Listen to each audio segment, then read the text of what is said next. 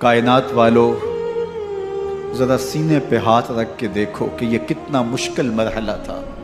اس دین کی آبرو کو بچانے کے لیے حضرت امام حسین رضی اللہ تعالیٰ عنہ نے کتنا بڑا قدم اٹھایا۔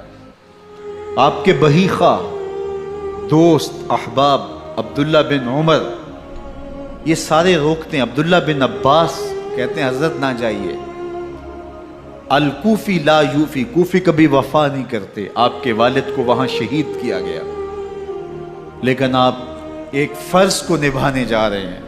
میرے غم گسارو، میرے مہربانوں، نہ روکو مجھ کو جانے دو، مجھے نانے کے دی کی ڈوبتی کشتی بچانے دو۔ میں جاتا ہوں کہ دنیا پر وفا کا نام رہ جائے، میں رہوں نہ رہوں پر عظمت اسلام رہ جائے۔ میں نہیں جاتا تو نبی کے گھر کی آن جاتی ہے، میں نہیں جاتا تو نبی کے گھر کی آن جاتی ہے۔ تمہارا دین جاتا ہے، میری غیرت ایمان جاتی ہے۔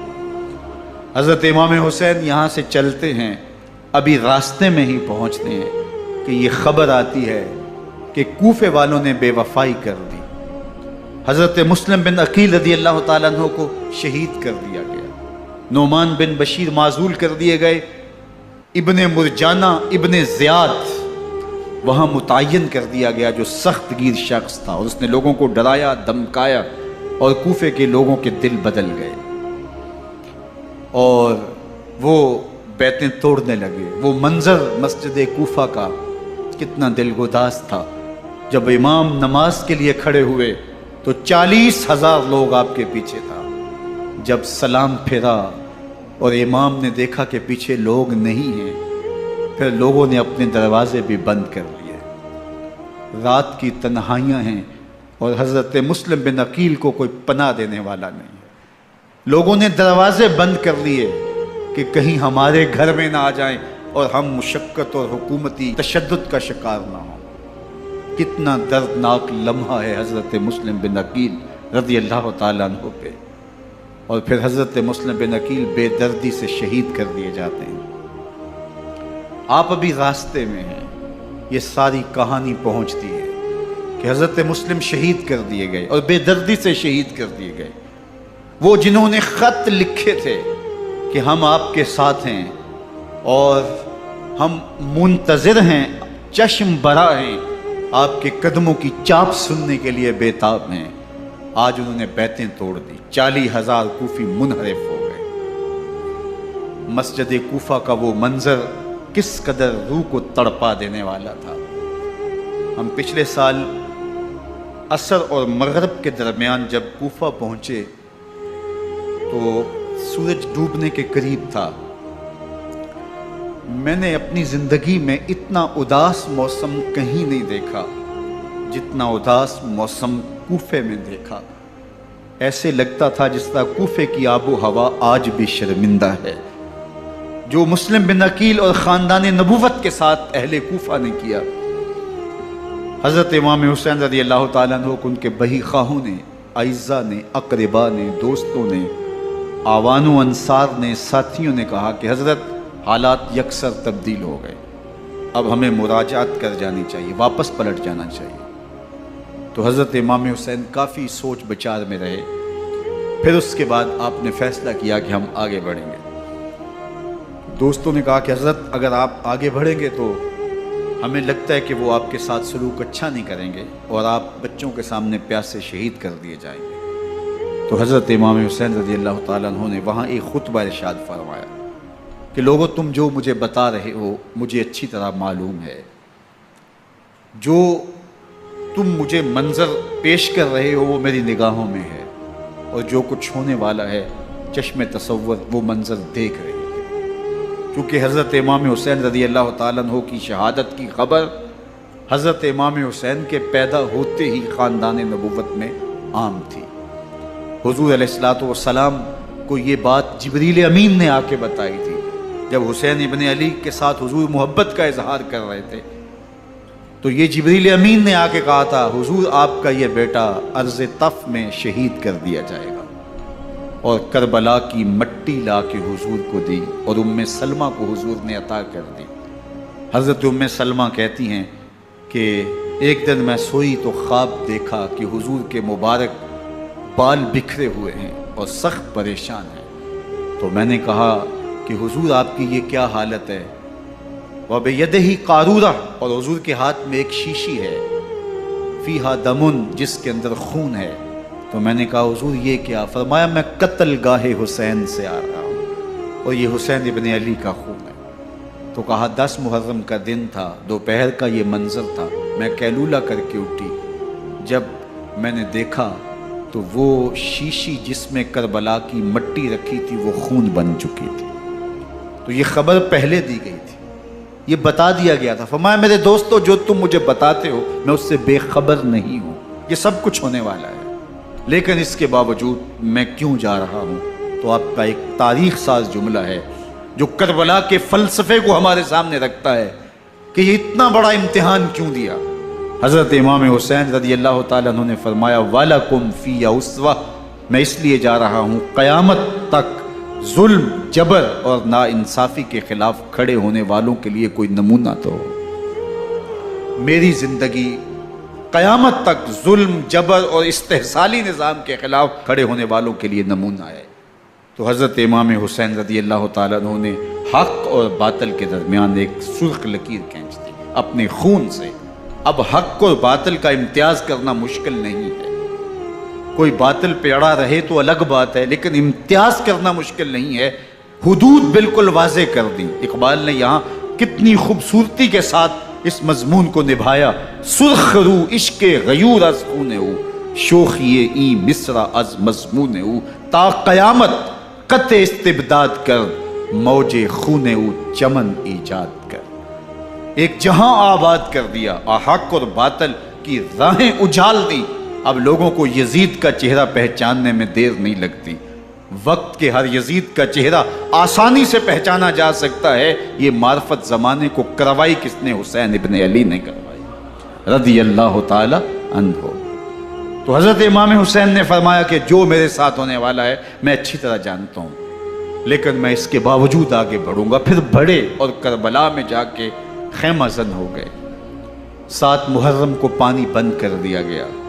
پانی بند ہوا تو کھانا بھی میسر نہیں تھا، لیکن ذکر پانی کا ہوتا ہے اس لیے کہ کھانے کے بغیر انسان کئی دن کاٹ لیتا ہے، لیکن پانی کے بغیر گزر نہیں ہوتی۔ تو فرات کی نہر سامنے اپنی موجوں کے ساتھ چمک رہی ہے، لیکن ایک قطرہ آب بھی آل رسول کو نہیں دیا جا رہا۔ کائنات کے اندر ایسے انوکھے امتحان بھی ہوتے ہیں۔ وارثوں ساقی کوثر کے، مالک ہوں حوض کوثر کے، اور بیٹے ہوں ساقی کوثر کے، اور آج ایک بوند پانی کی بھی میسر نہ ہو۔ صبر کا امتحان ہے، عزیمت کا امتحان ہے۔ حضرت امام حسین رضی اللہ تعالیٰ عنہ خیمہ زن ہو گئے۔ 3 دن تک پانی بند رہتا ہے۔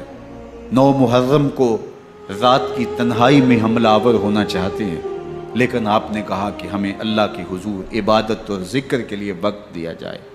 ساری رات ذکر میں گزرتی ہے، عبادات میں گزرتی ہے۔ رات کے اندھیرے میں آپ چراغ بجھا دیتے ہیں۔ آوان و انصار کو کہتے ہیں کہ ان کی دشمنی میرے ساتھ ہے، انہیں میرا خون چاہیے۔ اگر تم رات کی تاریکی میں نکل جاؤ تو میں تم سے کوئی مواخذہ نہیں کروں گا، اور یہ بھی تمہارا پیچھا نہیں کریں گے، اس لیے کہ ان کا مطلوب تم نہیں ہو، ان کا مطلوب میں ہوں۔ جب چراغ جلایا تو کوئی بھی نہیں گیا۔ مسلم بن نوسجہ کھڑے ہو کے کہتے ہیں حضرت اگر ہمارے بدن کو 70 بار کاٹا جائے اور جلایا جائے اور ہواؤں میں اڑا دیا جائے پھر بھی آپ کا ساتھ نہیں چھوڑیں گے۔ 70 سال کے بوڑھے ہیں حبیب بن مظاہر، کہتے ہیں حضرت آپ کو چھوڑ کے جائیں کہاں، آپ کو چھوڑ کے جائیں کہاں؟ کوئی ساتھ چھوڑنے کے لیے تیار نہیں ہے۔ پیاس ہے، سخت گرمی ہے، کربلا کا ماحول ہے، 72 افراد اور خاندان کی خواتین میدان کربلا میں خیمہ زن ہیں۔ دوسری طرف لشکر اعداء اشقیا 22,000 کی تعداد میں مقابلے میں، ایک روایت 30,000 کی ہے۔ ان صرف 72 پیاسے لوگوں کے لیے اتنے لوگوں کو جمع کرنے کا مقصد خوف زدہ کرنا تھا، شرط ہے کہ یا یزید کی بیعت کر لیں، محاصرے توڑ دیں گے، پانی دستیاب ہوگا، اعزاز و اکرام سے نوازا جائے گا، خزانوں کے منہ کھول دیے جائیں گے۔ لیکن حسین ابن علی کہتے تھے سب کچھ لٹ جائے گا، باطل کے ہاتھ پہ ہاتھ نہیں رکھو۔ اللہ اکبر۔ اب صبح طلوع ہوتی ہے، عاشور کا دن چڑھتا ہے، سورج اپنی پوری تمازت کے ساتھ گرمی برسا رہا ہے۔ آج خاندان نبوت کا امتحان زمانے نے دیکھنا ہے۔ رسول اللہ کا لعاب چوسنے والا، اس کے صبر کا آج امتحان ہے۔ حضور کے کندھوں پہ کھیلنے والے حسین کا آج امتحان ہے۔ اللہ اکبر۔ حسین ابن علی تمام حجت کرتے ہیں، میں نے تمہارا کچھ نہیں بگاڑا، میں نے کسی کا خون نہیں کیا، میں نے کوئی زیادتی نہیں کی، تم کیوں میرے قتل کے در پہ ہو؟ تم جانتے نہیں میں کون ہوں؟ میں تمہارے نبی کا نواسا ہوں، رسول اللہ صلی اللہ علیہ وآلہ وسلم کے کندھوں پہ کھیلتا رہا ہوں، حضور کا لعاب چوستا رہا ہوں، اور میں بوسہ گاہ رسول صلی اللہ علیہ وآلہ وسلم ہوں۔ لیکن ان اشقیاء کے دل پر کوئی چیز اثر انداز نہیں ہوتی۔ ایک ہور ہے، اللہ اس کے دل میں نرمی ڈالتا ہے۔ پہلے تو امام حسین کو گھیر کے لے کر کے آتا ہے، لیکن بعد میں وہ قافلہ یزید سے قافلہ حسین کی طرف آ جاتا ہے۔ امام حسین فرماتے تو دنیا میں بھی ہور ہے، آخرت میں بھی ہور ہے، آزادی مل جاتی ہے۔ باقی 22,000 کا لشکر جرار امام حسین کے قتل کے در پائے۔ پھر تاریخ نے خاندان نبوت کا وہ انوکھا امتحان دیکھا۔ حضرت امام حسین کے بچے، بالخصوص خواتین، پیاس کی شدت میں حلق خشک ہیں۔ حضرت سکینہ تڑپ کے اپنے باپ سے کہتی ہیں کہ مجھے 6 ماہ کے علی اصغر کی پیاس نہیں دیکھی جا رہی۔ بچے کو ہاتھوں پہ اٹھاتے ہیں اور نہر فرات کے کنارے پہنچ کے فرماتے ہیں اشقیاء سے مخاطب ہو کے، تمہارا معاملہ میرے ساتھ ہے، اس 6 ماہ کے بچے نے تمہارا کچھ نہیں بگاڑا، اور چلو بھر کے اس کا حلق سیراب کرنا چاہتے ہیں۔ ایک 2 شاخہ تیر آتا ہے جو حضرت علی اصغر کے گلے کو چیر دیتا ہے۔ راوی لکھتے ہیں کہ وہ عام تیر نہیں تھا، جانوروں کو شکار کرنے کے لیے جو بڑے تیر ہوتے ہیں وہ 2 شاخہ تیر تھا۔ وہ گردن کو کاٹ دیتا ہے، خون بہنے لگتا ہے، گردن لٹک جاتی ہے۔ حضرت امام حسین وہ بہتا ہوا خون اپنے چلو میں لیتے ہیں اور آسمان کی طرف اچھال کے کہتے ہیں مالک حسین کی یہ قربانی بھی قبول۔ یہ تماشا لبے بام نہیں ہے۔ بچہ بیمار ہو، ڈاکٹر جواب دے دیں، ماں باپ کے ہاتھ پھول جاتے ہیں۔ زندگی کی سانسیں ابھی چل رہی ہوتی ہیں، لیکن ڈاکٹر کہے کہ یہ میرے بس کا روگ نہیں ہے، کہیں اور لے جاؤ، تو زندگی کا لف و نشر غیر مرتب ہو جاتا ہے۔ میں سلام پیش نہ کروں حسین ابن علی کو، 6 ماہ کا علی اصغر ہاتھوں میں دم توڑتا ہے، گردن لٹک جاتی ہے، خون بہہ رہا ہے۔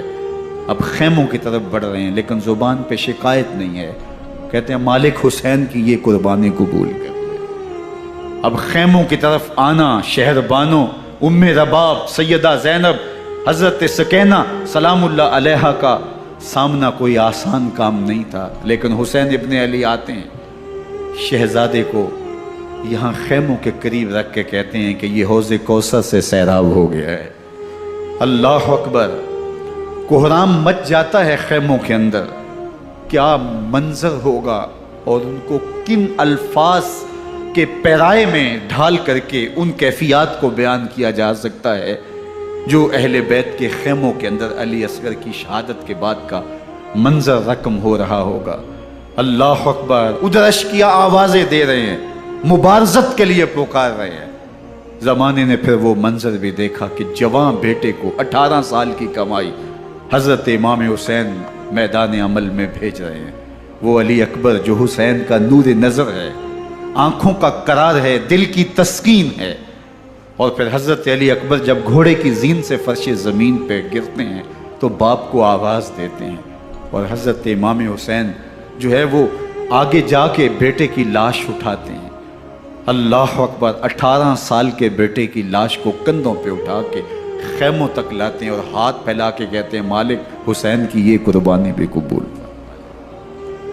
کبھی قاسم بن حسن کی لاش اٹھا کے لاتے ہیں، کبھی اون و محمد کی لاشیں اٹھا کے لاتے ہیں، بتیجوں کی، بھانجوں کی، بھائی عباس کے کٹے ہوئے بازو اور زخموں سے چھدا ہوا لاشا، کیا کیا قیامتیں تھیں جو اس کربلا کے ایک میدان کے اندر نہیں توڑی گئیں۔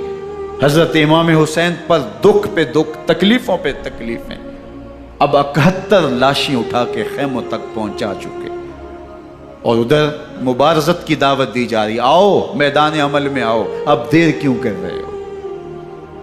رسول اللہ کا حرم، رسول اللہ کی شہزادیاں جو نازوں میں پلی تھی، وہ کلیاں جو شبنم کا بوجھ بھی گوارا نہیں کر سکتی تھی، آج مصیبتوں کے پہاڑ ٹوٹ گئے۔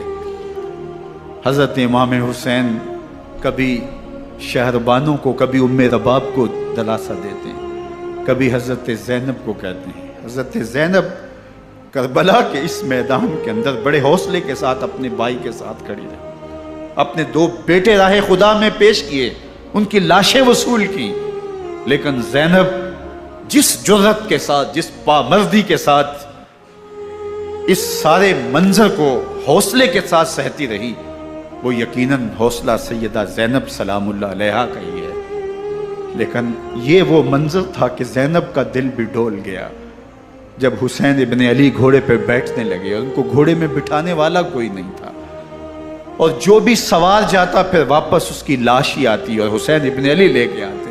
آج حسین ابن علی جا رہے ہیں، زندگی کا سارا سرمایہ لٹ رہا ہے، حضرت زینب سلام اللہ علیہا سنبھل نہیں رہی۔ حضرت امام رضی اللہ تعالیٰ عنہ اٹھے اور آپ نے حضرت زینب کو صبر کی تلقین کی اور کہا کہ صبر ہی بہترین ذریعہ ہے اور اللہ کی قربت کا ایک بہترین سبب ہے، اور ان کو صبر کی تلقین کرتے ہوئے فرمایا کہ میرے بعد تم نے اس ذمہ داری کو سنبھالنا ہے، اور ان مخدرات اسلام کی، ان شہزادیوں کے پردے کی تم نے حفاظت کرنی ہے۔ اور پھر گھوڑے کی زین کس کے امام حسین لشکر اشقیاء کی طرف بڑھتے ہیں۔ اب خیموں سے سسکیوں کی آواز آ رہی ہے، ان کا سردار، ان کا تاجدار آج سب کو چھوڑ کے کربلا کے میدان کی طرف بڑھ رہا ہے۔ جرم کیا کیا، قصور کیا کیا، اس نے کیا زیادتی کی کہ آج نیزوں اور انیوں کے مقابلے میں 22,000 کا لشکر حضرت امام حسین پہ ٹوٹ پڑتا ہے۔ آپ پھر اتمام حجت کرتے ہیں، میں نے کسی کو قتل نہیں کیا، خون ناحق نہیں بہایا، میرے خون کے درپے کیوں ہو، اپنی آخرت کیوں برباد کرتے ہو؟ تم جانتے نہیں میں کون ہوں، میں تمہارے نبی کا نواسا ہوں۔ لیکن ابن زیاد کہتا ہے مقابلے میں آؤ۔ پھر حضرت امام حسین رضی اللہ تعالیٰ عنہ مقابلے میں آتے ہیں، اور جب گھوڑے کو ایڑ لگا کے دشمن اشقیاء پہ ٹوٹتے ہیں تو پھر ایسا منظر ہوتا ہے کہ وہ بھیڑ بکریوں کی طرح آگے بھاگتے ہیں۔ 71 زخم کلیجے پہ لیے شجاعت کا یہ پیکر جب میدان میں آتا ہے، آواز آتی، یہ کون ذی وقار ہے، بلا کا شاہ سوار ہے، لباس ہے پھٹا ہوا، غبار سے اٹا ہوا، تمام جسم نازنی چدا ہوا کٹا ہوا، یہ نبی کا نور عین ہے، یہ بال یقین یہ حسین ابن علی ہے رضی اللہ تعالیٰ عنہ۔ پھر چاند بادلوں میں گھر جاتا ہے، شامی غنڈے تیر برساتے ہیں، تلواروں سے آپ کے بدن پر ضربیں لگاتے ہیں اور نیزوں سے آپ کے بدن کو پرو دیتے ہیں۔ جب آپ کا پیراہن بعد میں اتارا گیا تو آپ کے پیراہن میں 122 سوراخ تیروں کے تھے، 33 زخم تلواروں کے اور 34 گھاؤ نیزوں کے تھے۔ جب گھوڑے کی زین سے فرش زمین پر آئے، بدن چھلنی تھا، زخم زخم سے خون بہ رہا تھا، 3 دن کا پیاسا حسین، اللہ اکبر، بدن زخموں سے چور، 71 لاشیں کلیجے پہ لیے، مخدرات اسلام کے پردے کا خیال دل میں الگ ہے، لیکن گھوڑے کی زین سے جب فرش زمین پہ امام حسین آتے ہیں، زبان پہ ہائے نہیں، نالا و شیمن نہیں، چیخ و پکار نہیں، آتے ہی پیشانی سجدے میں رکھتے ہیں اور پکارتے ہیں اللہم ردن بقضائک وصبرن علی بلائک تسلیما لامرک سبحان ربی العالی۔ مالک گھر لٹا کے، بچے لٹا کے، خاندان سب کچھ قربان کر کے اپنے بدن کو زخموں سے چھلنی کروا کے تیروں اور نیزوں کی انیوں سے اپنے آپ کو زخمی کروا کے تیرے حضور سر جھکا کے یہ اقرار کرتا ہوں کہ حسین تیری تقدیر پہ راضی ہے۔ مالک تو بھی بتا، تو بھی حسین پہ راضی ہوا ہے کہ نہیں ہوا؟ آواز آ رہی ہے، اس پیاسے پر علی شیر خدا کو ناز ہے، اس نواسے پر محمد مصطفیٰ کو ناز ہے۔ اوروں نے بھی سجدے کیے پر اس کا عجب انداز ہے، اس نے وہ سجدہ کیا جس پر خدا کو ناز۔ حسین ابن علی رضی اللہ تعالیٰ عنہ کا سر انور دستے قاتل نے تب کاٹا جب وہ سجدے میں جھکا ہوا تھا۔ یزید نے کہا میں بیعت لوں گا، امام حسین نے کہا کبھی بھی نہیں دوں گا، یہ سر کٹ سکتا ہے جھک نہیں سکتا۔ سر کاٹ کے نیزے کی نوک پہ چڑھا دیا گیا اور یہ اس بات کا اعلان تھا کہ ہم جیت گئے اور حسینی ہار گئے، اور لشکر یزید میں غوغا مچ گیا، نقارے بجنے لگے کہ ہم جیت گئے، دیکھو امام حسین شہید کر دیے گئے، اور سر کاٹ کے نیزے کی نوک پہ چڑھایا گیا۔ لیکن لشکر یزید سے ہی آواز آئی، یہ کیسا سر ہے جو کٹ کے بھی سر بلندی ہے، کٹ گیا ہے پھر بھی اونچا ہے۔ اللہ اکبر، یہ سر سجدے میں کٹا ہے، رب کے حضور عبادت کی حالت میں کٹا ہے۔ حسین آج بھی سجدے میں ہے، اللہ اکبر، حسین آج بھی سجدے میں ہے، بلکہ کٹے ہوئے سر کا رخ زمین کی جانب تھا اور کٹی گردن آسمان کی طرف، یوں نیزے پہ پرویا گیا۔ اللہ اکبر، ایک شاعر نے نقشہ کھینچا، بآنکھ سر نیزے پہ اور سوئے زمین ہے روح، یعنی سجدہ ثانی کی ہے آرزو۔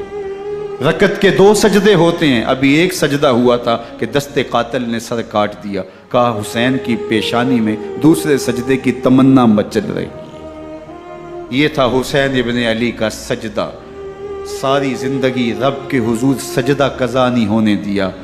آج پانی نہیں ہے، اللہ اکبر، آج تیمم کر لیتے ہیں، آج اپنے خون کو اوڑھ کر کے حسین نے اپنی پیشانی اپنے مالک کے حضور جھکا کر کے عظیمت کی وہ انوکھی داستان رقم کر دی کہ صدیاں گزرنے کے باوجود بھی ان کی یادوں کے چراغ روشن